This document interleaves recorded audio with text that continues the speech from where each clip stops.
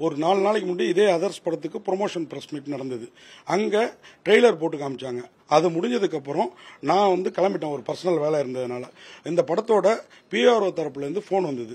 அண்ணா வாங்கண்ணா, நீங்க தான் கேள்வி கேட்பீங்க, வாங்கண்ணா நீங்க ஒரு 2-3 பேர் தான் கேட்பீங்க, நீங்க போயிட்டீங்கன்னா அப்படின்னா வாங்கன்னாங்க. நான் திரும்பி வந்தேன், ட்ரெய்லரை பார்த்துட்டு போனேன். நான் உள்ள வந்தோடனே அண்ணா கார்த்திகேயன் வந்துட்டாருன்னு நம்ம மீடியாக்கள் எல்லாரும் வழக்கம் போல சொன்னாங்க, சிரிச்சாங்க. என் கையில மைக் வந்தது. வர்றதுக்கு முன்னாடி ஹீரோ பேசிட்டு இருந்தாரு. அவர் யாரோ கேட்ட கேள்விக்கு பேசியிருந்தாரு.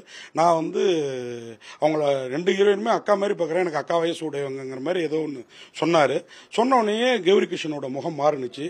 அதுக்கப்புறம் என்கிட்ட மைக் வந்தோடனே அதுக்கு முன்னாடி டைரக்டரும் ஒரு கேள்விக்கு பதில் சொல்றப்போ, இவங்க ஹீரோயினே கிடையாது, கொஞ்ச நேரம் வருவாங்க, இந்த படத்துல அப்படிதான் கதை, அப்புறம் போயிடுவாங்க அப்படின்னு சொன்னாரு. நான் ரெண்டுத்தையும் மிங்கிள் பண்ணி, ஏங்க ஹீரோ உங்களை அக்கா மாதிரிங்கிறாரு, டைரக்டரும் உங்க ஹீரோயினே கிடையாதுன்றாரு, ஆனாலும் நீங்க ஹீரோயினை இந்த சாங்ல தூக்கி சுத்தி இருக்கீங்க, என்ன வெயிட் இருந்தாங்க அப்படின்னு கேட்டேன். இந்த கேள்வி வழக்கமா பத்திரிகையாளர்கள் கேட்கறது தான். ஹீரோயினை தூக்குறதுனால கேட்கிறோம், ஹீரோயின் யாராவது ஹீரோவை தூக்குனாங்கன்னா அவங்கள்ட்ட அப்படி கேட்போம் இல்லைங்களா? இதுதான் கேள்வி. இதுல எங்க பாடி ஷேமிங் வந்ததுங்கிறது எனக்கு தெரியல. எனக்கு தெரிஞ்சு வயதை கேட்டா நடிகைகள்ல பெண்களே கோச்சிப்பாங்கன்னு தெரியும். இடையே நான் இப்படி தூக்கி சுத்தினதுக்கு நான் 2-3 டேக் வாங்கினா அப்படின்னாரு அவரு.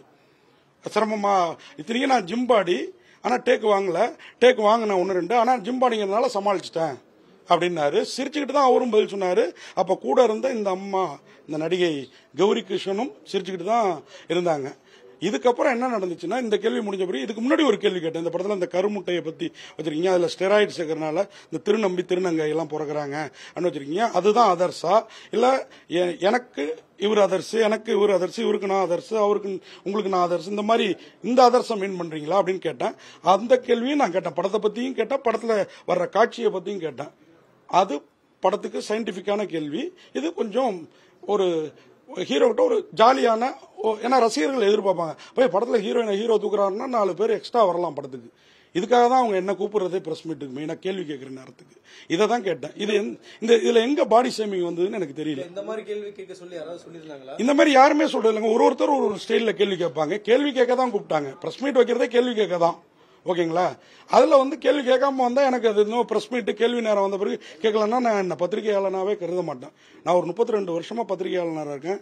71 வருஷம் பத்திரிகையாளர் சங்கம், சினிமா பத்திரிகையாளர் சங்கம், அதுக்கு செயலாளராக இருக்கேன். ஓகேங்களா? இது வரைக்கும் இந்த மாதிரி ஒரு நிகழ்வு நடந்திருக்குது. அதை கூட இன்னைக்கு நடிகர் சங்கம் கண்டன கடிதத்தில் தெரிவிச்சிருக்கேன். இதே நபர் அப்படின்னு, நான் ஏதோ வெளிநபர் மாதிரியும் 10 வருஷத்துக்கு முன்னாடி திருடிட்டு இன்னைக்கு திருடாம இருக்கிறது மாதிரியும் ஒரு பேச்சு பேசியிருந்தாங்க. எனக்கு ரொம்ப வருத்தமா இருந்தது.